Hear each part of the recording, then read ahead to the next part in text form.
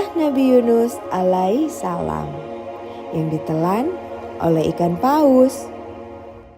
Nabi Yunus alaihi salam adalah seorang nabi dari kerajaan Samaria. Nabi Yunus hidup sekitar abad ke-8 sebelum Masehi. Pada zaman dahulu, di masing-masing zaman, Allah Subhanahu wa Ta'ala telah mengutus para nabi dan juga rasulnya untuk membimbing manusia agar terhindar dari godaan setan yang terkutuk.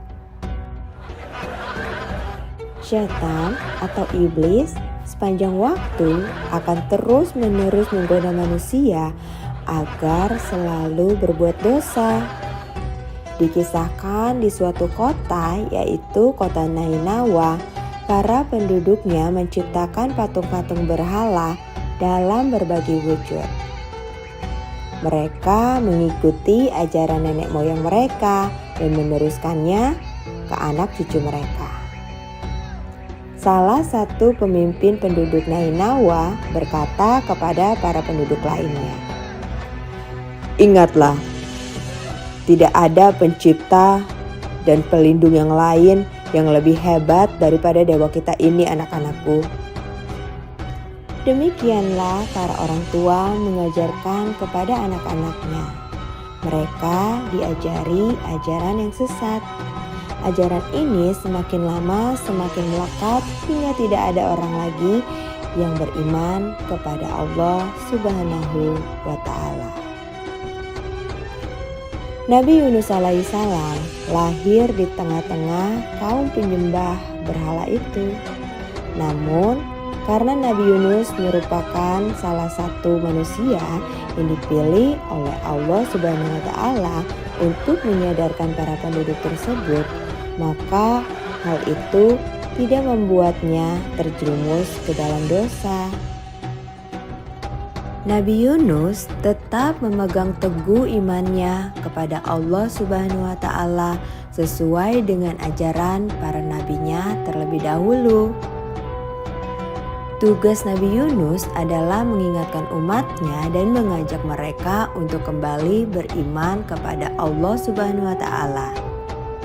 Tetapi kebanyakan dari kaum durhaka dan penduduk Nainawa pun menolak dakwah dari Nabi Yunus.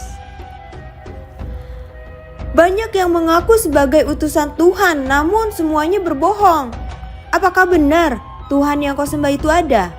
Jika memang benar adanya, coba tunjukkan wajahnya.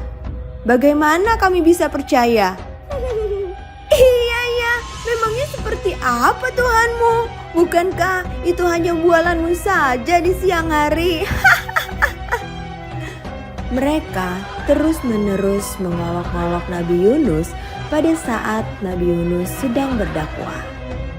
Meskipun demikian, Nabi Yunus terus mengingatkan mereka akan neraka bagi orang-orang yang penuh dengan dosa dan surga yang indah dan juga damai untuk orang-orang yang beriman kepada Allah Subhanahu wa Ta'ala.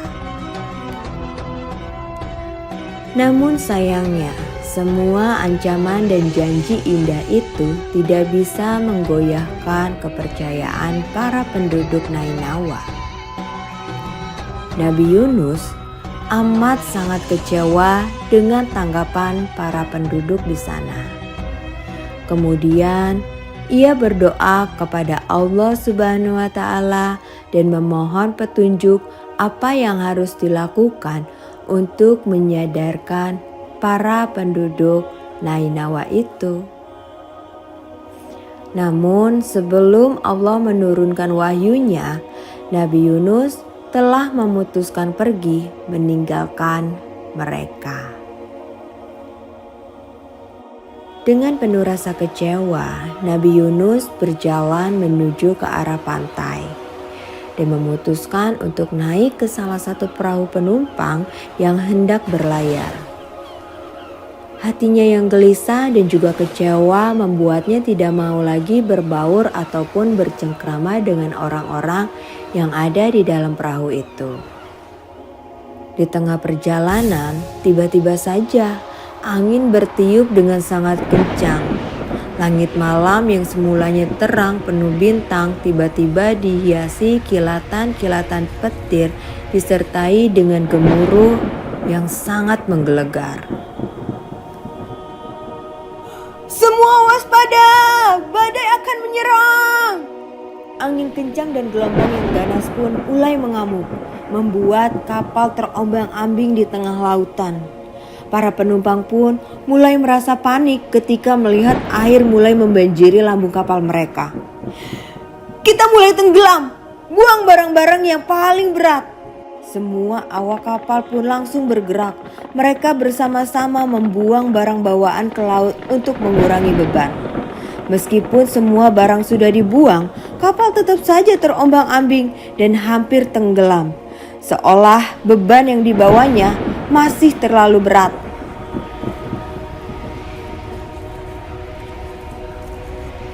Kapten, bagaimana ini? Salah satu dari antara kita pasti telah berbuat dosa yang sangat besar, sehingga para dewa menjadi marah. Kemudian nakoda itu pun memerintahkan anak buahnya untuk membuat undian.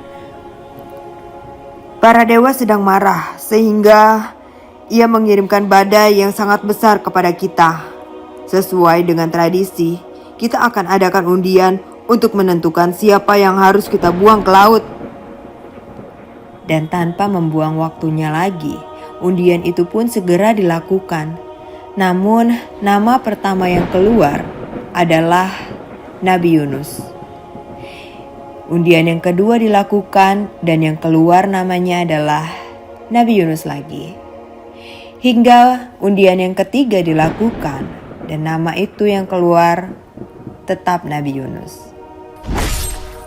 Siapa yang bernama Yunus? Nakoda pun mengedarkan pedangnya. Nabi Yunus pun maju ke depan sehingga semua penumpang dan awak kapal dapat dengan jelas melihatnya.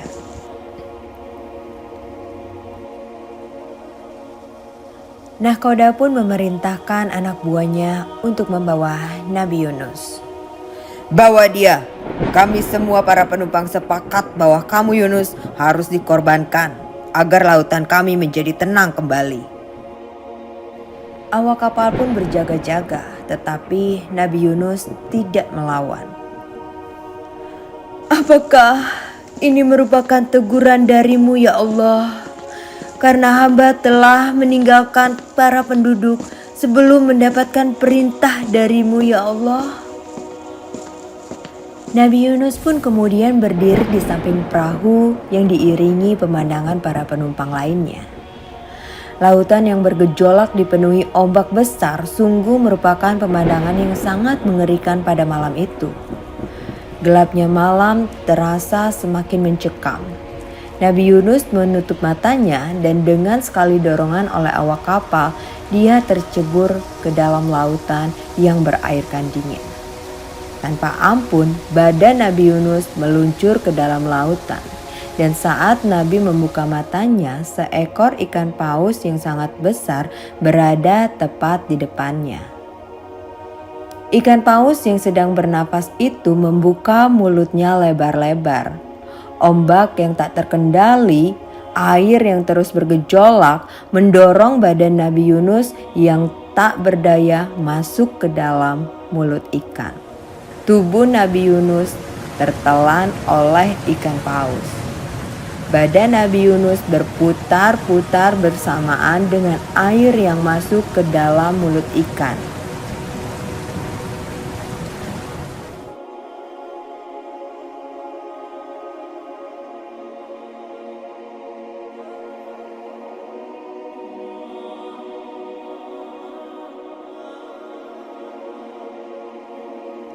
Alhamdulillah, aku masih hidup. Tetapi di mana sesungguhnya aku ini ya Allah? Kemudian sebuah suara tiba-tiba membisiki Nabi Yunus. Hai Yunus, sesungguhnya kekuasaan Allah amat sangatlah luas. Kau diselamatkan oleh Allah Subhanahu wa Ta'ala untuk masuk ke dalam perut ikan paus. Nabi Yunus pun merasa sangat teraniaya. Ia terus bertasbih dan berdoa memohon ampun kepada Allah Subhanahu wa Ta'ala. Tiada Tuhan selain Engkau ya Allah. Wahai yang Maha Suci, sesungguhnya aku termaksud orang yang menganiaya diriku sendiri sehingga aku terjebak di dalam perut ikan paus. Nabi Yunus terus-menerus mengeluarkan tasbihnya. Ia bahkan sudah tidak tahu lagi siang dan juga malamnya, karena ia sudah berada di dalam perut ikan paus.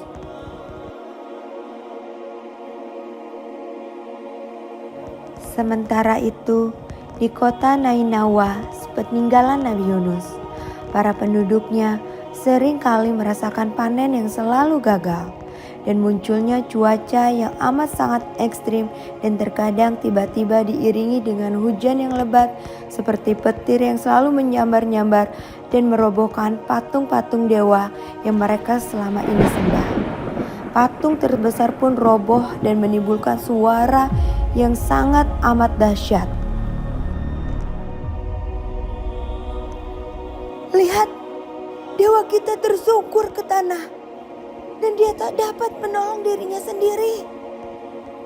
Belum habis patung terbesar itu roboh, patung-patung yang lain pun ikut roboh karena tersambar oleh petir yang maha dahsyat. Lihatlah, lihat sebelah sana, patung-patung dewaku juga tersambar oleh petir yang maha dahsyat. Mereka terbelah menjadi dua. Oh tidak, bagaimana kita nantinya tanpa dewa-dewa itu? Barangkali ini adalah pembalasan karena kita telah menenggelamkan Yunus ke lautan. Ya, lihatlah, tanaman-tanaman yang kita tanam terus-menerus menjadi hancur. Bahkan hewan-hewan ternak banyak yang mati. Dan lihatlah, cuaca terus berubah-ubah, tak menentu. Bagaimana ini? Mereka pun menjadi tersadar. Perlahan-lahan mereka menyadari apa yang dikatakan oleh Nabi Yunus, bahwa ada Tuhan yang lebih berkuasa daripada patung-patung yang hanya bisa diam saja saat tersambar oleh petir. Nabi Yunus pun berhasil keluar dari perut ikan paus. Dia keluar dengan selamat tanpa kekurangan satu apapun. Namun, berada di dalam perut ikan paus membuat tubuh Nabi Yunus menjadi sangat lemah dan kesakitan. Apalagi setelah dirinya terdampar di pantai, sengat sinar matahari membuat kulitnya semakin terbakar. Di tengah ketidakberdayaannya, Nabi terus bertasbih dan memohon pertolongan kepada Allah Subhanahu wa Ta'ala.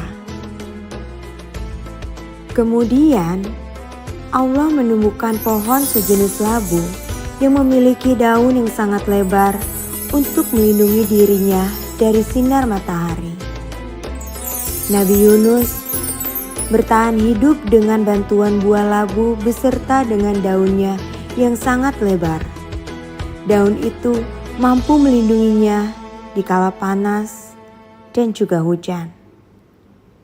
Beberapa waktu kemudian, Nabi pun berangsur-angsur pulih dan sehat kembali. Singkat cerita, Nabi Yunus dapat kembali ke kota Nainawa.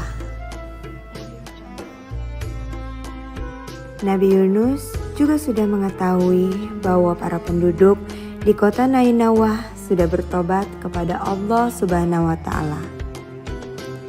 Para penduduk di kota Nainawa yang sudah bertobat pun menerima kembali kedatangan Nabi Yunus dengan sangat hangat. Dan tentu Nabi Yunus sangat berbahagia.